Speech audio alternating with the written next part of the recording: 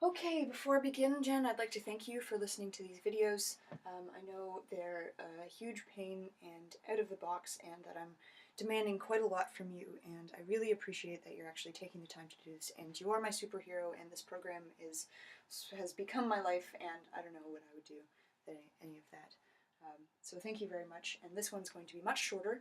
I might miss some stuff because of that, but it's important for me to really hone this particular mode of language, and I'll get to that at the end, where I'm going to be talking about the privileging of text, how that reinforces the privilege of the singular subjects, and how at least talking starts to mitigate some of those harms. Before I get into that, I'm going to look at the 1, 2, and 3 subjectivity. I'm going to show how a privileging of a particular number of subjectivity will lead to different types of languages. And then I will move on to actual practice, showing why this practice is better, for me at least in this stage, dealing with what I am actually talking about with this incompleteness, better for me to address it in a manner of talking, at least, making a video, making things like this. So let's start with Levinas. Now, in the class on Tuesday, I tried to make the point that actually, no, Levinas is privileging a singular subject. In spite of my many hours of work the day before, wasn't able to get it across that clearly, but I can do that now. And this we can see in the diagram that we used yesterday. Because the subject is here, they are sort of making their world out of what's around them, and the other is always on the outside. So I think what we're left here is essential loneliness, right? Like there's still a singularity, even though Levinas does recognize a fundamental duality within his philosophy, right? Like there is self, there is other, they are separate, you cannot appropriate other into self. He loses this duality from then on, and he's really stuck in this privileged singular mode of being. And this is how it plays out. So essentially, this is very apparent in what he's talking about here specifically. So, the self, identity, immediately posed in the accusative, here I am, like the sound audible only in its echo, delivered to the ear without taking satisfaction in the energy of its repercussion. Right, so in the end it's kind of like you against the world, this infinite, you get to say, here I am, right? Even the caress that he's talking about is still like on a passive being. There's no actual activity, there's nothing pushing back, right? The other doesn't have a lot of agency still in what he's talking about. So the other always remains out here, the subject remains in their own little world, they are separate, they're alone. Now, the prescription that comes from this is he says, okay, all we can do is give language. We can share, right? We can say, here I am. We can construct the world, which is a very sort of a nice thing, right? Because we all can talk, and we all can talk fairly indefinitely. And so this is a nice, very kind way of moving about, like, well, you know, here's the other, they're so different from me, all I can do is sort of give them my language. Now I think where the problems come in are shown by this nice woman, Luce Irigaray, who unfortunately got dismissed as the angry feminist, as I always do, which is funny. So she's basically saying, look, when you're talking about giving language, you aren't acknowledging the fundamental second part of that, right? You're acknowledging that there's a second other, but not like the second half to all of your equations that you're giving, right? When you give language, you actually there has to be something that is receiving your language. You aren't just going in the middle of the woods and saying, here I am. That might be, you know, a type of other, a god other who you're addressing. But actual others who you're dealing with, they're a bee. They're a subject that is different from you. They actually have to receive all of this language that you're giving. And the fact that you can have singular prescriptions for a singular self and a singular other with this idea that we should be giving language, saying, here I am, is actually just ignoring this other half of the equation, and conveniently the other half of humanity, woman, according to her, who lives in a default language of actually holding, of being the envelope. So she says this here, where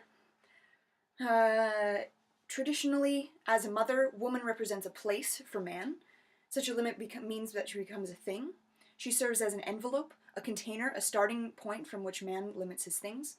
The relationship between envelope and things constitutes one of the aporias, or the aporia, of the philosophical systems derived from Aristotelianism, right? So she's basically saying that the philosophy that is based off the singular subject here actually just ignores this point of, look, on the other end of your construction, There's an actual someone who's receiving this. There's an envelope. And by the way, we don't actually end up alone, right? We don't always live in this aloneness, and the caress as an active upon a passive is really depressing, and again shows why Levinas is saying that there is two, but then privileging the one so that his philosophy sort of breaks down upon itself. So what Irigaray and feminists are talking about here is that, like, look, no, there's a fundamentally different language of going about things, and you can see it in contrast to what's going on here, right? If you are constructing, there's someone who has to sort of make space for that construction. If you are giving something, there has to be someone who is receiving that, and you can't just boil it down to construction, right? You can't call my receiving construction. You can, but in the end you're sort of twisting it, and you're ignoring, again, this fundamental difference between the one and the two. So what is she saying with regard to language? Well, she's saying, first of all, we got to recognize difference. And I think there's actually sort of a prescriptive element to this, recognizing the difference and holding the space, right? That there's actually a different mode of language, separate from this construction, that is inherently acknowledging two subjects when you are actually holding the space, when you are asking questions, when you're reflecting upon things. She goes into some analysis of how little girls and little boys speak. You know, boys saying, here, I want this, I want you to play with me, whereas girls will say, do you want to play with me? Notice how there's actually a recognition of an agency that's going on here, right? The other isn't just floating outside around your world, the other's right next to you, and it's interacting, and it has its own agency, and it can move away and apart from you. Now, I think the best part about introducing this too is that it makes sense of this one, right? It makes sense of why Levinas's work sort of falls apart, right? What is serving the other? Serving the other is giving them language? Well, no. There are at least two parts to whatever you're talking about, and just sort of constructing them as these big ones that you're throwing out there is not going to actually make a lot of sense in the end. There's a prescription of language to say, look, we actually must value this. Languages that value the two, right? Languages that recognize the subjectivity, and you can't just go about doing your things by this one, because you're essentially just going to construct all over the people who are holding the space. Recognizing the difference. Then we move on to this triplet subject, because I come in and I say, look, you know, so she went about proving how this was problematic by saying, look, there's a sexual difference, right? Like there is a point in life where you can see, like, look, your body is fundamentally different from mine, and I can't make it yours. I can't fit it into the oneness that you are trying to. I can't essentialize it down to a singular thing without losing some very important fundamental parts of it. So I'm going to come in and say, well, if you're going to take a sexual analysis to this, then I'm going to take a gendered analysis to this and say, like, hey, there are parts in society, like, I see these binaries all the time, and I don't fit in them. My trans identity says that I cannot fit within this being of two. There has to be at least three. Now, I think the larger point that I'm making is, like, we need the three to make sense of the two, to make sense of the one. We need to understand how three works before we even talk about multiple, before we talk about fours and fives and sixes, and infinity, right? Infinity doesn't make any sense until we at least can count to three. So what does it mean to count to three? Well, this is, instead of sort of being this, recognizing differences, this envelope, we're recognizing this other's other, the element of dynamism that we can't predict. The things that we only get a glimpse of, right? I can steal some of Levinas's language here and say, look, there's a trace. There's just these glimpses that we get, the face that comes across, right? I think that the acknowledging that it's actually in a three place as opposed to a two or a one place makes sense of what a lot of Levinas is saying. So it's the difference outside of the held difference. It's you are constructing, you are holding somebody else's difference, and then there will be something that no matter what you do, you can't hold. So you can't construct in a way. If you are trying to hold, you might end up just smacking somebody in the face because you can't predict where they are. So this is the area of change and dynamism, of movement, non-linear movement, that sort of pulls us out of this fairly boring world of ones and twos and adds this lovely lilting effect that we get. So what does this mean for language specifically? Well, it means that language fails. No matter what we do, language is going to be wrong at some point, because as soon as we translate it through our linguistic or any other system really, it's going to be incorrect as soon as it happens, right? The situation, life will have changed so fast that we always have a problem of dealing with it.